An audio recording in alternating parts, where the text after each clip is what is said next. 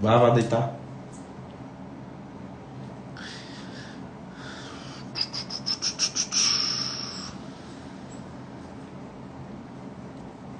Boa noite, pessoal. Boa noite.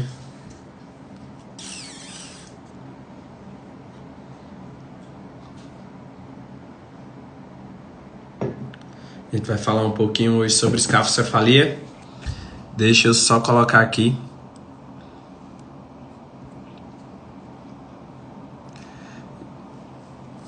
Acabei de ver uma foto sua, viu, Yusuf? Você tá do mesmo jeito. Saiu no tapa com o barbeiro, foi?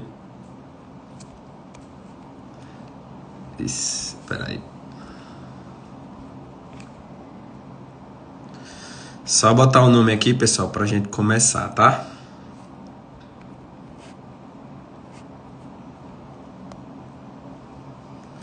Como identificar escafocefalia? Fixar comentário. Fechou! Simbora então lá começar mais uma live às 19h47. Hoje a gente vai falar como você, fisioterapeuta, que trabalha aí com terapia manual, que trabalha no âmbito da pediatria, vai saber identificar a escafocefalia, beleza? Vou dar bisus aqui, como é que você pode começar a pensar se é uma cranioestenose, né, um fechamento precoce de sutura, se é apenas posicional, tá? Certo? Então, hoje a gente vai discutir um pouquinho sobre isso. Vou falar sobre o caso do Dante, que foi um paciente meu que precisou fazer cirurgia, tá? Vou colocar até a fotinha dele hoje aqui pra gente discutir. Beleza, pessoal? Então vamos embora. Como saber identificar a escafocefalia no paciente pediatra, tá certo? Primeiro a gente precisa entender, para conceituar aí o nosso assunto, um pouquinho sobre o crânio, beleza?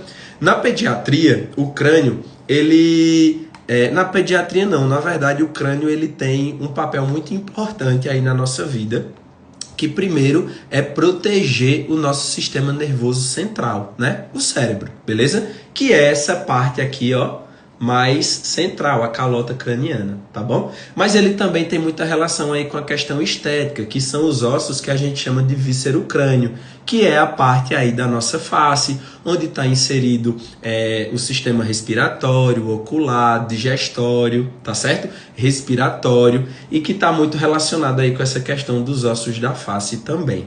Beleza, pessoal? No bebê, o crânio ele é um pouquinho diferente do que no adulto. Tá certo? Ele não é uma bola calcificada, não é um osso só calcificado igual a gente no adulto. Ele nasce com uma anatomia um pouquinho aí diferente. A anatomia é a mesma, tudo que um bebê tem, um adulto tem, mas a semiologia é um pouquinho diferente, tá certo? Então ele nasce com os ossos todos separados, certo? Por suturas, por fontanelas, que são as famosas moleiras, né, que a gente chama, beleza? Então, até o 2º ano de vida, o sistema nervoso central do bebê ele está crescendo muito rápido, beleza? Então o cérebro ele cresce numa rapidez muito grande, aí até em torno os 2 anos de vida.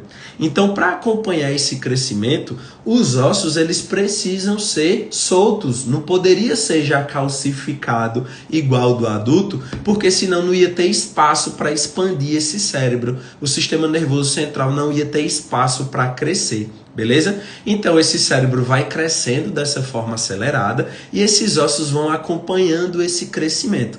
Chega ali em volta dos 2 anos de idade, esse crescimento ele começa a diminuir, tá? Então ele sim cresce, mas de uma forma muito mais lenta, porque o sistema nervoso central já basicamente atingiu o seu tamanho que precisaria atingir. Então começa-se a fechar algumas suturas, tá certo? Então é ideal que cada sutura específica feche em um determinado tempo. Se alguma dessas suturas fechar antes do tempo determinado, acontece o que a gente chama de uma cranioestenose, que é uma doença, certo? E a cranioestenose, ela pode ser classificada as mais comuns que chegam aí no consultório, como plagiocefalia, trigonocefalia e braquicefalia. Então existe um fechamento específico de cada sutura e aí vai dar uma classificação diferente. Quando existe uma sutura sagital fechado, aqui é meu crâniozinho que vocês estão vendo, visão de frente. Quando existe uma sutura sagital fechada, que é essa daqui, ó, a sutura que junta o parietal direito com o parietal esquerdo, vai acontecer o que a gente chama de uma escafocefalia. Ou seja, vai ser um padrão daquele crânio mais alongado. Por quê? Porque o cérebro vai crescer e não vai ter a capacidade de empurrar essa sutura e crescer no sentido lateral. E o cérebro, pessoal, ele nunca para de crescer, ele não vai parar de crescer, independente aí se existe uma sutura fechada ou não, tá? E ele vai crescer para onde? Para onde está mais molinho, para onde tem mais espaço. Então ele vai se expandir mais no sentido antero-posterior, beleza? Por isso que vai dar aquele padrão de uma cabeça mais alongada. Quando a gente olha de uma vista superior, a gente vai também ver um crânio mais alongado.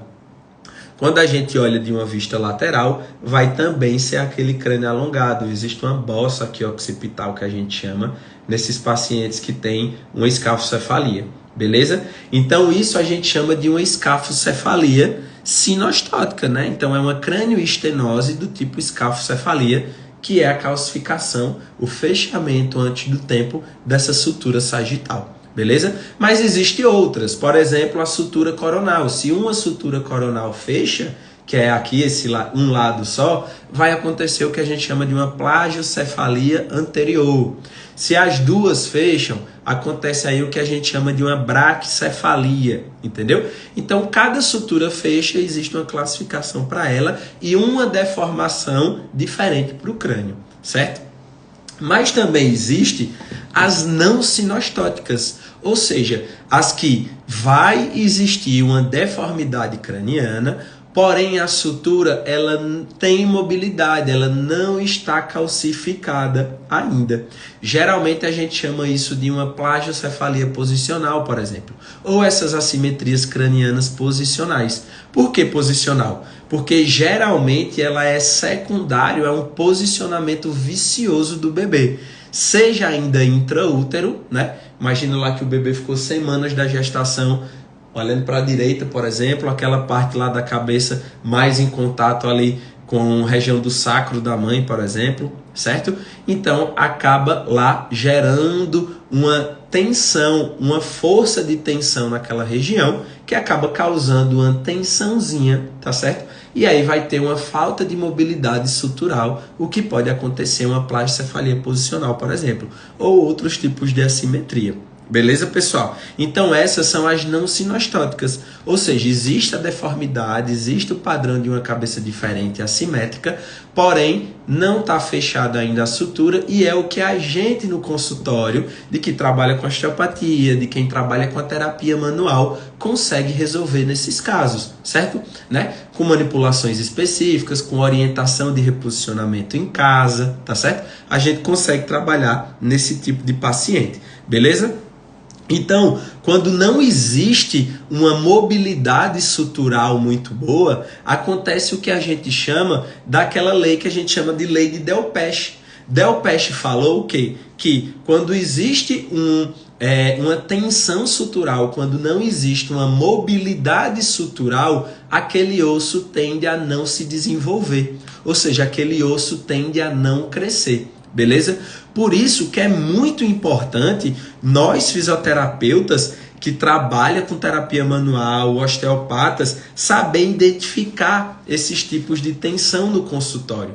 Entender um pouquinho da fisiopatologia das assimetrias cranianas, das cranioestenoses, porque a gente precisa bater o olho com o histórico ali da família, com o histórico daquele bebê, fazer uma avaliação específica, a gente também saber identificar se ali tem uma possível cranioestenose ou se é uma assimetria postural, tá certo? Porque mesmo que seja apenas postural, por uma falta de mobilidade sutural, vai causar uma não formação óssea, né? E o Delpech fala isso. Quando existe uma falta de sutura, quando existe uma falta de mobilidade sutural, esse osso tende a não se desenvolver, causando assimetrias no crânio, né? Então é por isso que é muito importante a gente estar por dentro de tudo isso. Só beber uma água aqui.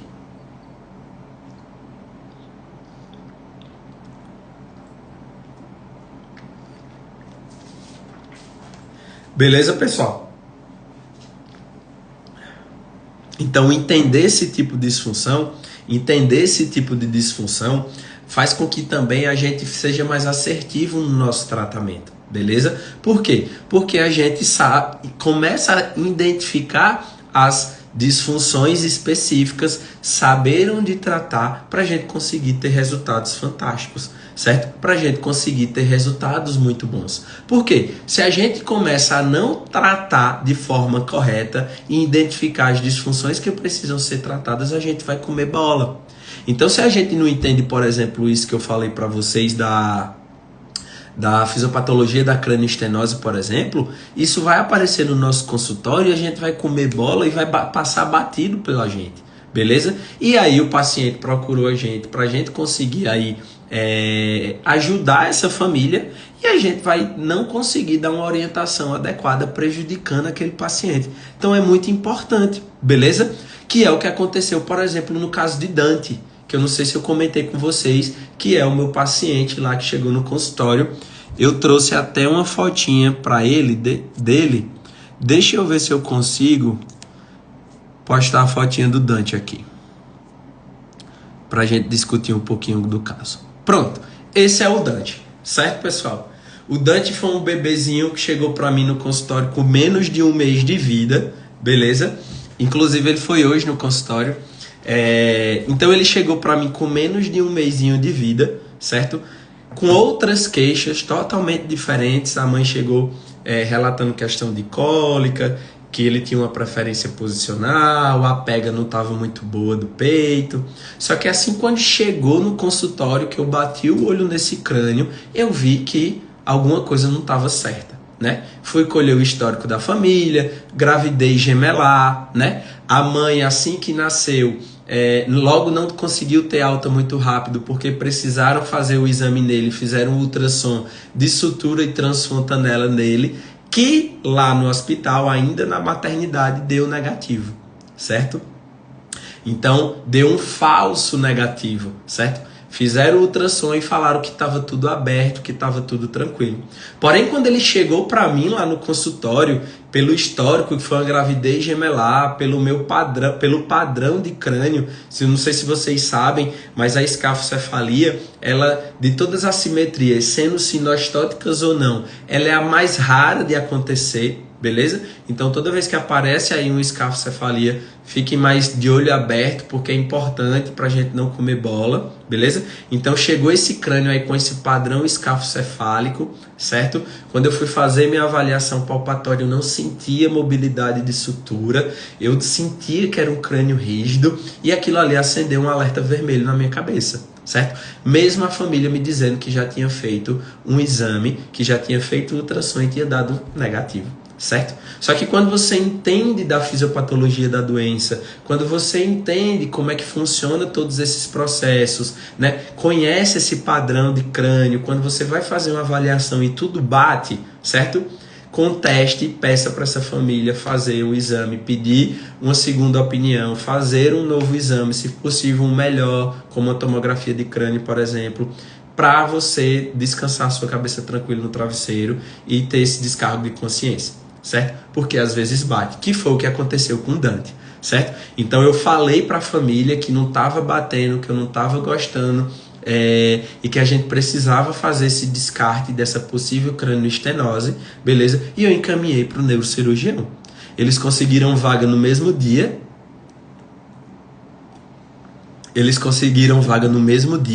Com o neurocirurgião Dr. Alan, inclusive, muito bom, tem uma experiência muito boa com pediatria. Foram na consulta com o Dr. Alan, o Alan passou uma tomografia de crânio, que é o exame padrão ouro que a gente tem para saber, avaliar e identificar se existe ou não um fechamento precoce de sutura, e foi batata. A sutura sagital do Dante estava fechada, que é essa que eu falei para vocês aqui, da junção dos parietais, né? Então aqui estava fechado precocemente, o crânio, o cérebro, ele não tinha força para crescer nesse sentido lateral aqui, então a cabeça acaba crescendo e se expandindo mais no sentido antero-posterior, como vocês conseguem ver aí nessa primeira foto da esquerda, que ele está mais cabeludinho, né? Percebam que é o crânio mais alongado, beleza? Já o crânio do... Aí nessa segunda foto foi logo após a cirurgia, acho que mais ou menos uns 30 dias após a cirurgia, certo? Aí você vê que a gente já conseguiu dar mais mobilidade para essa região. Se vocês não sabem, a cirurgia da cranioestenose, a depender da idade do bebê, basicamente é você tirar a sutura, né, que está calcificada, beleza? Então vai dar espaço aqui e esse crânio consegue se desenvolver no sentido lateral. Beleza, pessoal? Então, olha como é importante a gente saber identificar esse tipo de disfunção e entender sobre a fisiopatologia dessas doenças. Por quê? Porque o Dante chegou para mim muito cedinho, então eu encaminhei ele para o profissional mais adequado o mais rápido possível. Então, a cirurgia do Dante foi a mais tranquila possível. Simplesmente abriu sutura sagital, deu mais mobilidade para o crânio. Mas se a gente é um profissional que não sabe o que está fazendo, não sabe o que está procurando, que a gente não sabe quando encontra, né, alguma coisa, quem não sabe o que está procurando não sabe quando encontra, a gente come bola e prejudica a vida desse paciente. Porque se isso passa despercebido no olhar da pediatra, no meu olhar, certo? Acaba que a cirurgia precisa ser um pouco mais delicada, porque esse crânio precisa se adaptar a esse fechamento precoce de sutura, então vai acontecer várias adaptações ali cranianas, beleza? E quando ele for precisar fazer a cirurgia, não vai ser mais só abrir a sutura do crânio, vai ter que literalmente fazer uma reconstrução craniana. Então, literalmente é fraturar todos os ossos do crânio e fazer uma reconstrução total de crânio. Ou seja, é uma cirurgia mais delicada, mais demorada, o pós-operatório é mais delicado, certo? Então, graças a Deus, esse paciente chegou para mim e eu consegui aí identificar, encaminhei para esse profissional e, graças a Deus, deu tudo certo. Certo, pessoal? Então, é muito importante vocês estarem por dentro disso, desse universo pediátrico, beleza? Porque essas questões vão aparecer no consultório de vocês. E se vocês não entendem sobre, vão comer bola, vai ficar tratando como se fosse uma não sinostótica, não vai ter resultado. Consequentemente, essa família não volta, sai falando do seu trabalho, entendeu? E agora não foi eu que ajudei, não foi eu que fiz essa transformação aí do Dante, mas a família é extremamente grata por mim, porque eu encaminhei para o profissional que conseguiu ajudar, que outros profissionais já passaram e comeram bola, acharam que estava tudo normal, entendeu? Então entende que encaminhar também é tratar, beleza? Você saber orientar aquela família para o profissional que está mais adequado para ajudá-los também é tratamento. Eu falo isso sempre, sempre, sempre, sempre. Beleza? Então fiquem ligados quando aparecer esse tipo de paciente para vocês no histórico, né? Então o histórico já nos diz muita coisa. Como é que foi essa gravidez? Poxa, foi uma gravidez gemelar. Pô, se a gente sabe que uma gravidez normal de um único bebê já é meio dificultoso, né? Ali para aquela criança, ela já não tem tanto espaço. Você imagina uma gravidez gemelar, menos espaço ainda, mais tensão, mais força de tensão ali em cima daquele bebê, ou seja, menos mobilidade, mais disfunção, tá certo?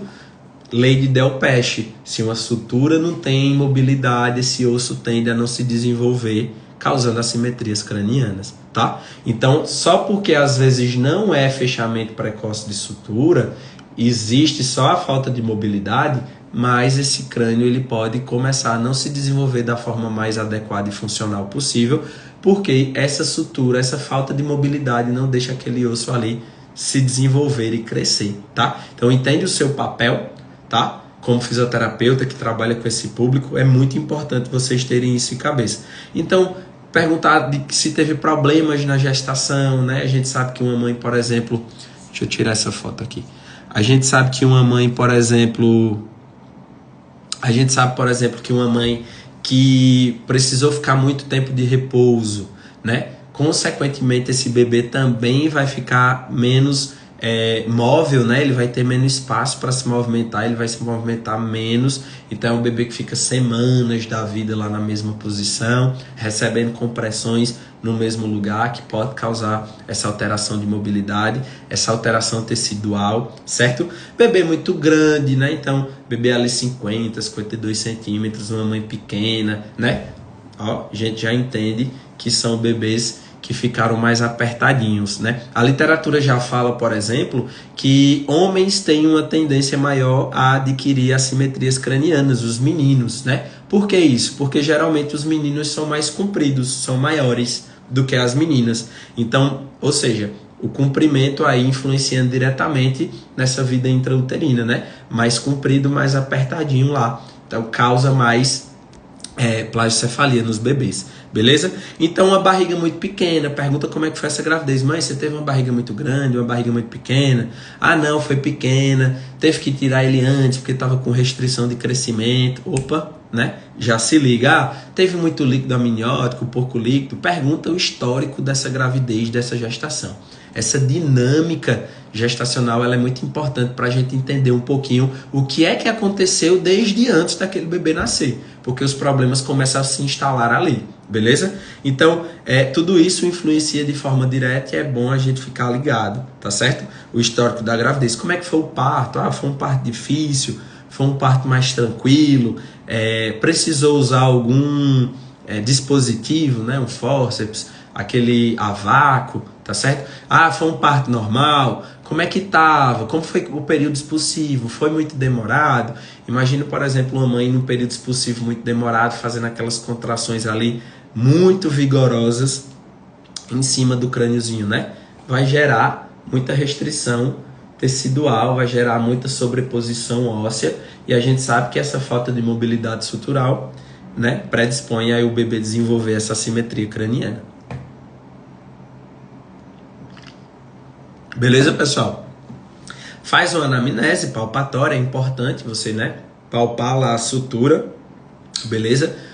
As mãos, ó, a gente vai na sutura, então é importante a gente conhecer a anatomia, saber o que é que a gente está palpando, avaliar a mobilidade dessas estruturas e quando a gente fala de assimetria craniana, a gente precisa fazer o que a gente chama de uma plagiocefalometria, uma craniometria, que a gente usa esse aparelhinho aqui, que é o craniômetro. Existem várias outras formas da gente avaliar uma assimetria craniana, tá certo? Um scanner, por exemplo, tomografia, termoplástico, mas essa daqui é uma forma validada, que é barata e a gente consegue fazer de uma forma fácil no consultório, beleza? Então, deixa eu compartilhar mais uma foto com vocês, só para vocês terem uma ideia. Então aqui, ó, para vocês verem um pouquinho, deixa eu tentar aqui bloquear os comentários, porque aí vocês vão conseguir enxergar melhor. Pronto, consegui. Então aqui, com esse craniômetro, a gente pega as diagonais da cabecinha do bebê, beleza? No caso de uma braquicefalia, de uma dolicocefalia, que é a escafocefalia, a gente pega as medidas antero-posterior, beleza? Que é esse sentido aqui, e látero-lateral, né? Então a gente pega a diagonal antero-posterior, a gente pega as medidas antero-posterior, coloca o craniômetro em pontos específicos, beleza? Glabela, opisteocrânio aqui do occipital, né? Região mais proeminente aqui dos parietais. Pegamos essas duas medidas e jogamos nessa fórmula aí que a gente chama de crânio index, tá? Que é o CI. Então esse LL significa látero-lateral, beleza? E esse AP significa antero-posterior. Então a gente pega a LL, que é a látero-lateral, divide pela antero-posterior, a AP, e multiplica esse númerozinho por 100. E ali vai dar uma porcentagem pra gente, beleza? Essa porcentagem vai nos dizer se esse padrão de crânio que apareceu lá no nosso consultório, ele é um padrão que está dentro da normalidade ou se ele é um crânio braquicefálico ou um dólico-cefálico. No nosso caso aqui, no nosso tema da nossa live, a gente está falando de um crânio dólico-cefálico, ou seja, uma escafocefalia, que é o crânio que cresce no sentido antero-posterior, aquele cranião mais alongado, tá? Então, se vocês observarem nessa tabelinha que eu botei aqui para vocês, abaixo de 75% já é um crânio que a gente considera com um padrão dólico-cefálico, beleza? Ou seja, um crânio que tem um padrão aí de uma escafocefalia, e aí basta a gente agora saber identificar através desses testes, do histórico lá, da anamnese, do histórico da gravidez, do histórico do parto, da nossa avaliação palpatória, se está relacionado com um fechamento precoce de sutura ou apenas uma questão posicional, tá certo? Por que posicional? Às vezes, por exemplo, o bebê foi um bebê... Deixa eu tirar essa fotinha que eu acho que eu já falei tudo. Às vezes, esse bebê, sei lá, foi um bebê pélvico, por exemplo, certo? Se for um bebê pélvico, o fígado da mãe, né, que é a víscera, uma das vísceras mais pesadas que a gente tem, ele fica literalmente em cima aqui da cabeça do bebê, né? Imagina como é que não fica essa região aqui, como é que não fica a mobilidade sutural aqui, de coronal, sagital, tá certo? Então olha como o histórico da gravidez nos diz muita coisa, né? Então é a partir dessas questões que os probleminhas começam a se desenvolver, e é por isso que a gente precisa ficar ligado nisso. Beleza, pessoal? Galera, vejam só, vou ativar os comentários aqui, certo? Eu vou fazer uma breve revisão de tudo que a gente viu aqui na live, e quem quiser perguntar alguma coisa, quem quiser tirar alguma dúvida, já vai perguntando aqui nos comentários, que quando eu terminar a revisão eu vou respondendo vocês, beleza? Então, resumindo o que foi que a gente aprendeu aqui na nossa live hoje.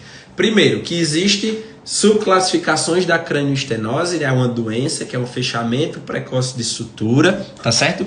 E as que mais são comuns e que aparecem no consultório é a plagiocefalia anterior, a trigonocefalia e a braquicefalia, beleza? Que é um fechamento precoce ou de uma coronal, ou de uma metópica, ou de uma sutura sagital. Existe também o que a gente chama das assimetrias cranianas não sinostóticas, né? Que geralmente são as posicionais, que existe a deformação do crânio, porém não existe fechamento precoce de sutura, só o que existe é falta de mobilidade sutural, tá certo? Que essa falta de mobilidade sutural pode fazer com que esse osso tenda a não crescer, a não se desenvolver, que pode ocasionar nessas assimetrias que eu falei para vocês, né? Que são as não sinostóticas, beleza? Então é importante a gente saber identificar esses dois tipos. As não sinostóticas é o que a gente trata no consultório, a terapia manual, a osteopatia, o fisioterapeuta consegue tratar no consultório, tá certo?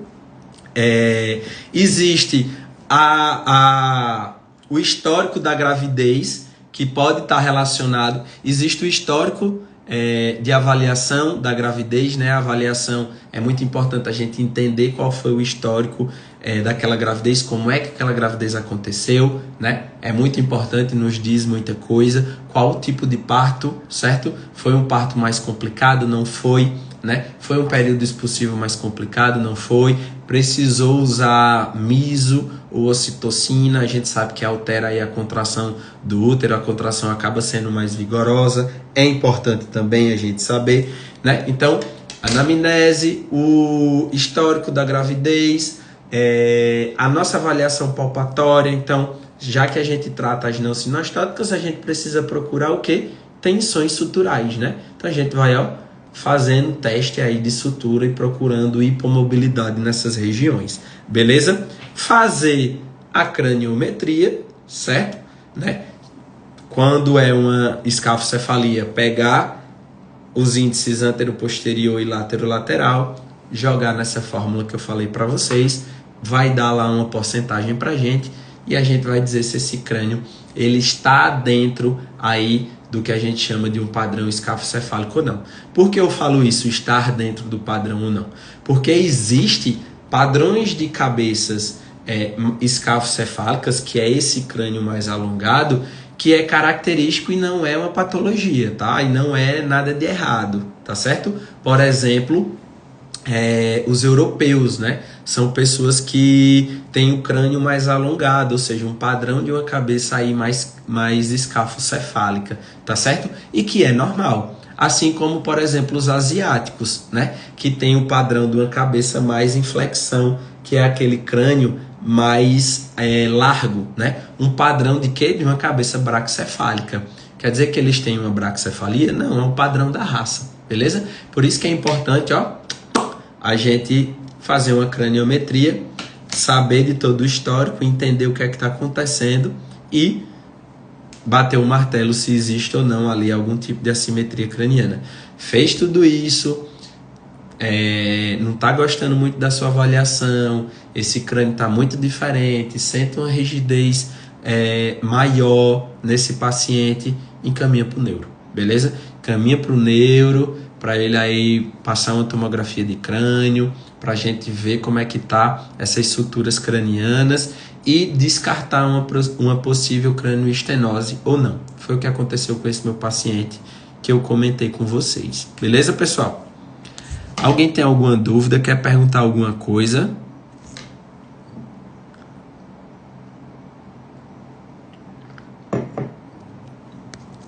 Quem quiser perguntar alguma coisa, manda agora.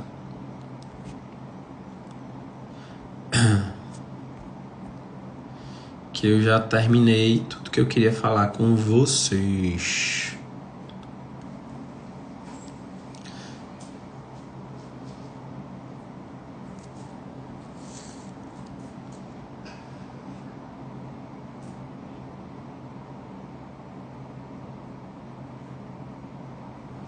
Pessoal, então é isso. Quem tiver mais algo, Dr. Vinícius, a tomografia é feita com crianças de qualquer peso. Vinícius, depende da cidade. É isso que eu ia falar com você. Eu moro em Petrolina e do lado é Juazeiro, certo? Eu não sei se vocês conhecem, mas uma cidade é Pernambuco, outra cidade é Bahia. Uma cidade faz em crianças menores de 2 anos e em outra cidade só faz acima de 2 anos. Então vai depender muito aí da política do hospital, né? Da clínica da sua cidade, beleza? Mas, por exemplo, esse bebezinho que fez a tomografia, ele tinha, sei lá, 3 quilos, 2 quilos e pouquinho. Ele tinha menos de um mês, 4 quilos no máximo, e conseguiu fazer a tomografia aqui em Petrolina, porque em Juazeiro só faz depois de 2 anos.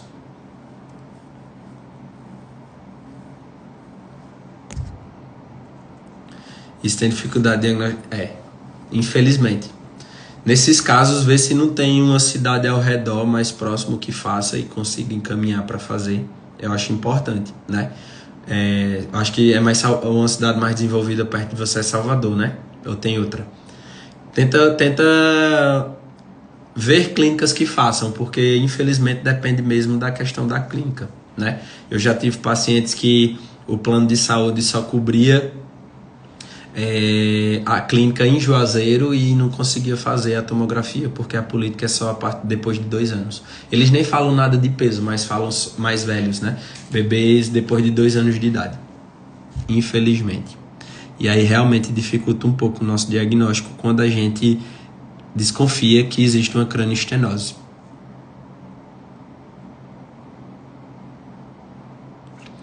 Beleza?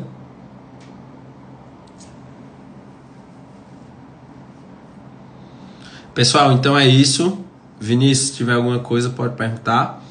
Mas é isso. Forte abraço aí para todo mundo. Muito obrigado. Qualquer coisa eu estou à disposição. Beleza? Valeu, abraço. Tchau, tchau.